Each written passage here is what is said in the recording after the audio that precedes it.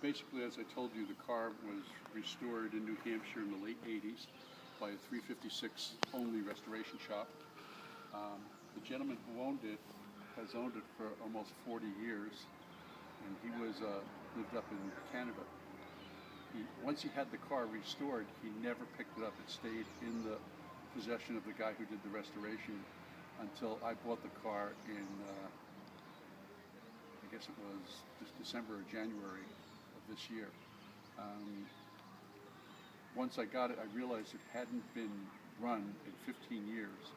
So we did all new tires, all new brakes, wheel cylinders, shoes, flex lines, master cylinder, rebuilt the front suspension, king and link pins, the wheel bearings, one-piece axle boots,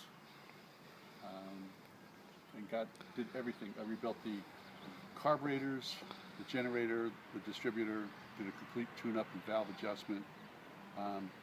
When we got it, it did not have a tonneau on it, so we put a correct tonneau for the top, which is the cover that covers the top on it. Front end alignment, and basically everything that would make it drive as good as it looked. Because although it looked great, it wasn't running. So I wanted to go through it safety-wise. Everything, all the tires and flex lines, although they look new, they're old enough that they have to be replaced just due to age. Shifts great, brakes, everything works fine on it. There's horn works, wipers, everything. As I explained to Ed, when you open and close the hood or the deck lid, you have to bring it all the way up and then bring it down.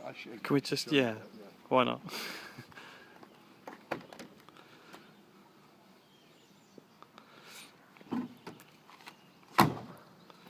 So once you release it, bring it all the way up and then let it come back down. It's an over-center hinge.